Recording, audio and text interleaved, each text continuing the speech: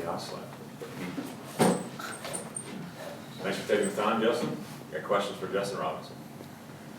Justin, even though Coach told you to be ready before, I guess, was that the Wake Forest game that he came to you beforehand? Yes. Not having a consistent pattern of playing time up to that point, like, did you really believe, like, I'm going to be in this position now, like, I'm going to actually be making contributions? I guess no, but I did take to heart the be ready and the staying ready. I think that was a very important, I guess, piece of like knowledge, a piece of like wisdom he gave to the team. And so that was something I learned my freshman and sophomore years. And then I really took it to heart these last couple of years. As one of the captains, how do you help prepare your team and yourself for the rivalry game? I mean, it's such a big game. There's so much energy around it. It's tricky because usually you're trying to get everybody hyped before a game, try to get a lot of energy going. But with this, you almost have to like calm everyone down a little as one of the older guys. And so we're just trying to make sure everyone's really sharp. Everyone knows what they're supposed to be doing, knows the game plan, and yeah, comes out ready to go. Justin, Trey had mentioned how it's March now. These are the games that count, more than ever, and especially for you, How do you guys keep the focus, and what have you told the younger guys to instill that same message in them, I guess? I think it's really easy in March to get caught up with all of the craziness, the brackets, there's so much going on. It's maddening watching other games, other big upsets when the tournament comes around. And so I think the main key will be, it's an everyday thing. We have to refocus. No matter what kind of craziness happens around in the basketball world, we have to stay focused on our game, our next opponent, and ourselves more than anything. And so I think there's not anything I can do right now. It's just a daily reminder to the team. And being your fifth year here, how have the fans supported you through your team? They're amazing. The fans, yeah, they've been the best. They've been so kind to me. Even around campus, walking around, they'll come up, give me a high five, cheer me on. And then when I get on the court, they always cheer super loud for me. So yeah, they've been great. You've obviously been around, played a lot of games here in Cameron. I mean, how emotional is it going to be being the last one tomorrow?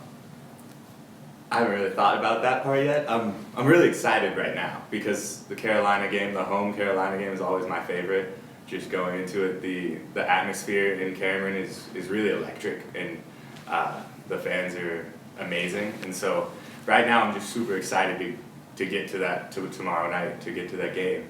But then maybe after is when I'm going to start feeling a little bit of sadness, But yeah, right now I'm just happy about it, excited. Where would it rank kind of in your career achievements if you play a factor in the game? Not necessarily Wendell Moore at the end at the buzzer, but if you make a contribution that matters.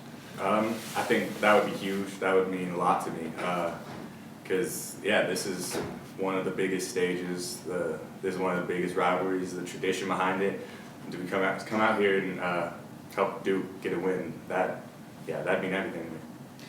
What's it been like going against Vernon every day in practice all year? You're on the scout team. You've seen his game develop. What's that experience been like? What's your feeling about the way he's developed his game? Yeah, I'm excited for what he is becoming, what he can become in the future, because he's come so far. He's come so far this year, and seeing that every day in practice, where we're competing against him, where maybe like one move we can really stop, but then for him to learn like a counter move, and then there's nothing you can do, or for him to be able to take it up stronger the next time and go dunk on us instead of like getting a shot blocked. Just all those little improvements that you see, they're very exciting. And so, I mean, obviously he has so much more room to grow. He's so young, and I think if he keeps growing like this, he's going to be a great player. Coach had mentioned how the last few days are so important for physical rest, but also mental rest. Mm-hmm. What does that look like? Team dinners, I guess, getting closer. What have the past few days been like for you guys? Yeah, I mean, we had a day off and then a lighter day right after the game, and then today we had practice, normal practice. But so that was the physical rest, and then for mental rest, it really was one day of just completely getting away from the game. We were completely off, didn't have a meeting, and then we could hang out. Like, we'd hang out off the court anyway, so they didn't really have to make us like do a team dinner or anything. But yeah, just to be able to relax, catch up on schoolwork, and then come back with a new focus, like a little fresher. How rare is it to have a day with absolutely nothing? It's very rare. it's rare. Usually you got a meeting or something.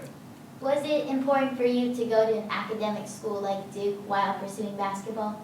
Yes, that was very important actually. I actually came here as a walk-on, so I came here really just for the academics, and then I got the opportunity, coach gave me the opportunity to play on the team as well. And so yeah, Duke has always been a big dream school for the academic side, and then I just also really happened to be a huge Duke fan growing up for the basketball. And what are you going to be pursuing for your graduate degree? So I'm doing a Master's of Management Studies, so it's in the business school. It's a 1-year program. It's really cool. Is Vernon as maybe introverted is the word with you guys as he is like with the media? No. Once you get, it's different. Like once you get closer to him, you know, he opens up. I guess at the beginning of the year, or like when I first met him, he was a little more quiet. But as we've gotten closer, he opened up a lot, and so now he's a goofball. Anything else? All right, Jess, thank you.